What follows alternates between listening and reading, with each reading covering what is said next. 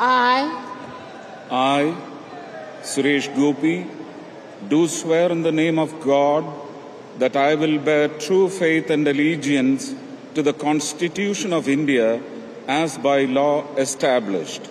that I will uphold the sovereignty and integrity of India, that I will faithfully and conscientiously discharge my duties as a Minister of State for the Union, and that I will do right to all manner of people in accordance with the Constitution and the law, without fear or favor, affection or ill will. congratulations.